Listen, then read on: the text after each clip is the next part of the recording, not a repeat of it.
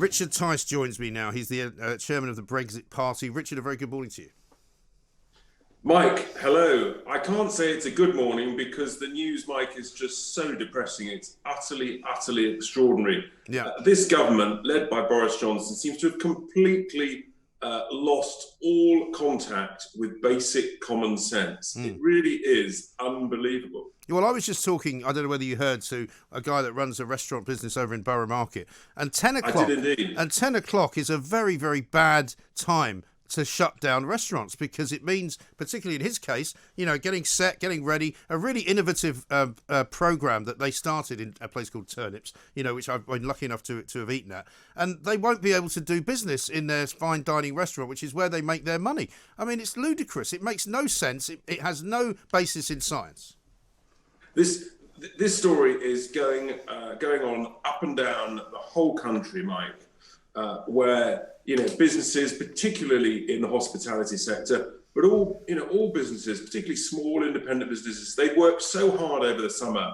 They've struggled, by hook or by crook. They've just about managed to hang on. They've invested hard-earned equity in all the requirements for COVID signs and this and that and screens, and now essentially the doom and gloomsters of Whitty and Valence have essentially acted as the sort of the introduction to the Boris show in the House of Commons today, when he's basically going to put the frighteners on everybody. And we've heard it this morning. Premier Inn have announced thousands of job cuts. Wetherspoons, hundreds of jobs cuts. Every day between now and Christmas, we'll be hearing more and more of this. And it's so unnecessary. It's just so irresponsible of the government. They should be leading from the front, saying that we've got to live with this disease until we get a vaccine. You can't eliminate risk. You can manage, you can mitigate. Those who need to shield can shield. But the government should be leading and say, we've got to get on with our lives. Instead, they're continuing to terrify, to frighten, to scare. And, businesses, the only way that any business can try and survive is to reduce investment and to try and hang on. It's very, very bad news. It's interesting, isn't it, how different people kind of saw what happened yesterday with Valence and Whitty and took it in completely different ways. I mean, those of us who I regard as the sensible people, the commonsensical people, saw that by starting a graph in June and showing no comparison to what was actually going on in April is a con, right? But those who wanted to believe it said, oh, look at that dangerous curve. Oh, look, that could happen. But it's still a could. It's not a will.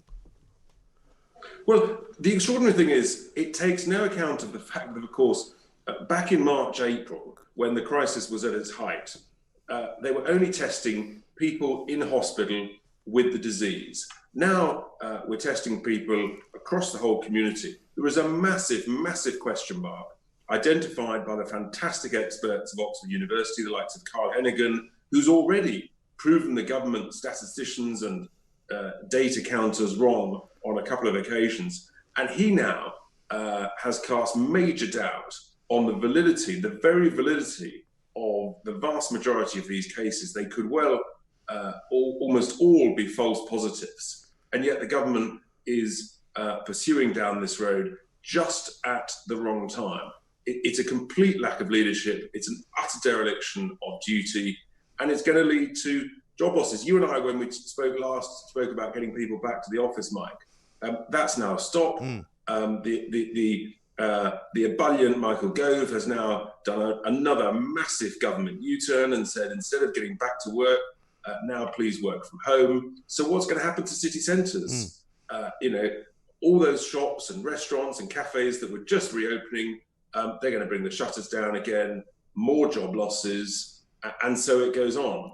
And what does it mean, Richard, for investment in this country? Because clearly every country seems to have difficulties. But if you look now to places like Scandinavia and Germany, it looks as though they're in better shape than we are financially and might well, in fact, become better destinations for money. Well, at the end of the day, global investors will look to invest their money in countries that they believe are stable, are well-run, and have got growth prospects. And frankly, most global investors who are looking around now, you've used the good examples of Germany and Sweden, and then they look at the UK and they see a haphazard government that's following the wrong scientists with the wrong advice, with a total lack of common sense, U-turn after U-turn after U-turn. You can't invest in a climate where there's a U-turn every week, and a U-turn that the population, anybody with any common sense, can see is going to come. And sure enough, it comes when so many people have clamoured about it that the government finally turn around to it. So sadly, global investors will be withholding investment in the UK. It's so different, from just a few months ago, when the UK was being held up as a beacon of opportunity in a post-Brexit world,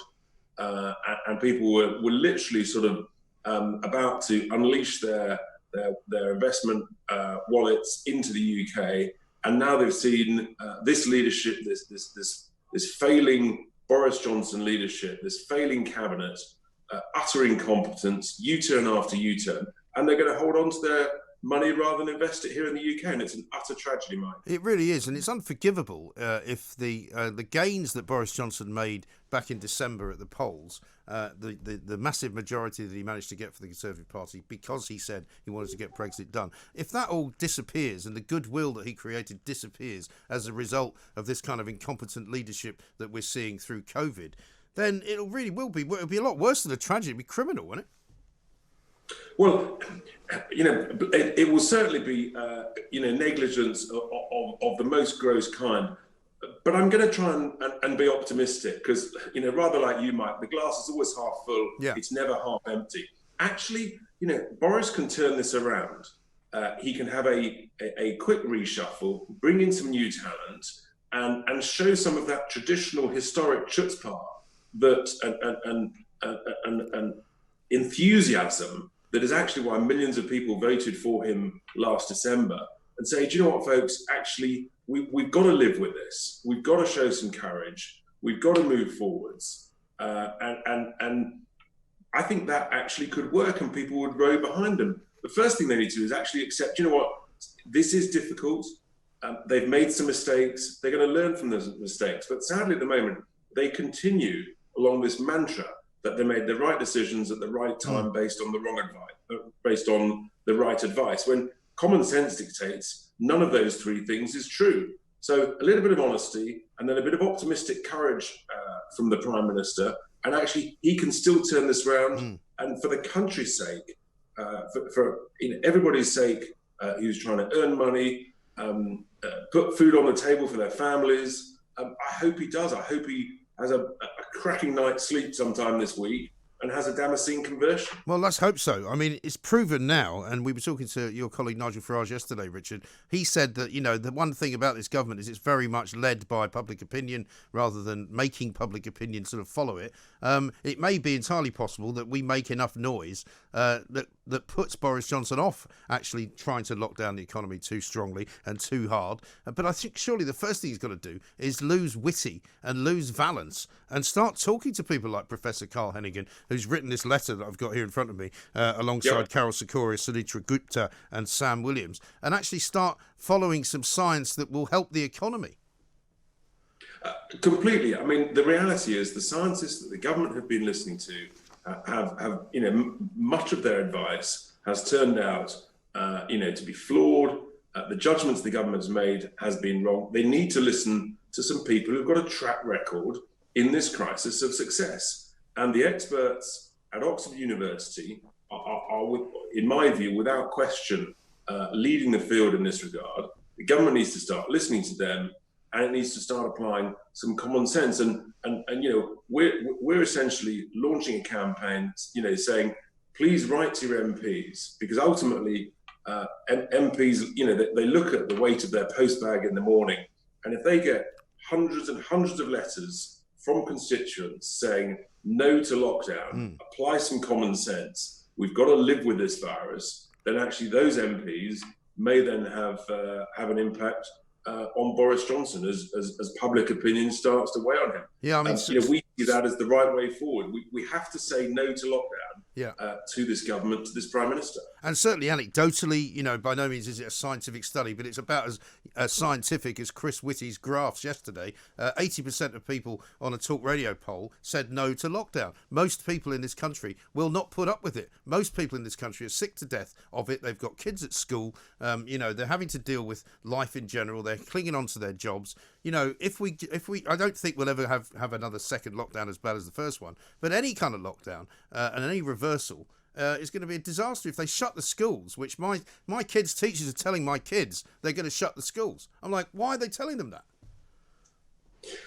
Well, you're seeing lots of year groups in schools being sent home. But as you said, I mean, the talkRADIO poll, talkRADIO is, of course, the home of common sense. Indeed. And the reality is that your listeners are applying that basic common sense and saying we must not have another lockdown or any version thereof. And the government may bring in all these restrictions and pretend it's not a lockdown, but in truth, it is a lockdown of the ability of businesses to invest. It's a lockdown of the ability of businesses to employ people in lots of shops, restaurants, cafes. That will lead to mass unemployment. And it is totally unnecessary, Mike. And it's just so sad when there's such an opportunity with courage, with boldness, with leadership to take this great nation forward. And we should be celebrating the end of the transition period, a proper Brexit, and instead this sort of weak, cowardly leadership is going to drag the nation down at this rate. Yeah, I know. A lot of people say to me as well, Richard, at the moment, that they're looking actively, not necessarily right now, but at some point in the future, possibly for an alternative voice, some other party that could represent them. And the Brexit Party, very successful, of course, in Europe, very successful at the last election in terms of, making sure that the Tory party's kept its sort of feet to the fire, if you like, and they kept the hard Brexit line. Any chance that you guys might somehow rejuvenate yourselves as something other than just the Brexit Party, and you could become some kind of people's party? Well, look, the honest answer is you're not alone. Lots of people are saying that we were so successful last year. We were hoping this government would take the country forward. I think the reality is, Mike, the jury's out. We've got to keep an open mind. The government's been elected for a full term. It's got a good majority. We want to try and offer help and support because it's so important, and so much is going to happen during this term. But if they carry on like this, then really, at some point, and we may be approaching that, people are going to have to say enough is enough. We cannot tolerate this weak, feeble leadership any longer. So let's wait and see, Mike, where it goes. I still want this Prime Minister, this cabinet, to lead us to great success and opportunity as soon as possible. And I still think it's possible. But they've got to change, and they've got to change very fast. They've got to grasp the nettle, really, haven't they? They've just got to, at some point, they've got to realise that this nonsensical kind of science that they're following, because that's what it is. It's all about modelling. It's all about what ifs. It's all about possibilities. It's not about, taking a situation and controlling it. It's about being led by a situation, which is never the way to do government, as far as I'm concerned. So they just really need somebody to say, look, this is how we need to get out of this. We can't keep worrying about what might happen. We have to do something rather than just sit and wait for something else to be done to us. Yeah, you can't lead anything, whether it's a small business, a large business, or whether it's a nation, by cowering behind the sofa and hoping that the cat's not going to hit you. You've got to get out. You've got to lead from the front with optimism, with enthusiasm, and with some real courage. And it's that utter lack of courage and front foot leadership at the moment that is holding us back. It's making more people petrified. I do worry, Mike, that we're in a situation now where it's unbelievable to say this. The country may be even more divided than it was on Brexit. You've got a big chunk of the population that sadly have been terrified. And then you've got another huge tranche of the population that's utterly furious with this weak leadership, this incompetence in delivery of what needs to be done. It's not healthy for anybody. And you talk about health, Mike. I mean, we all love the NHS, but the tragedy of tens of thousands of additional early cancer deaths, cardiac deaths, mental health issues, earlier suicides. This is all being forgotten by Matt Hancock and the leaders of the NHS. We continue to hear that GP surgeries, you can't get appointments. I'm hearing people, they've got an appointment in a year's time for a consultation. This is just not good enough. No. We need to focus on the health of the nation, not just on keeping hospitals empty, including lots of private hospitals, in case there's a COVID surge, which all the data actually indicates there won't be a surge of hospitalizations and there won't be a surge of deaths. And that's why we've got to be front foot forward. We've got to show some leadership, some confidence. And yes, of course, we all keep washing our hands. And yes, we'd all rather not wear a mask, but we can live with it if people think that's the right thing to do, despite, modest scientific evidence. We can live with all of that as long as we have some strong, bold leadership that says, this is how we're going to get out of it. This is how we've got to live with it. And those who've got, other medical conditions or are vulnerable, need shielding, they can be shielded. We know how to do that.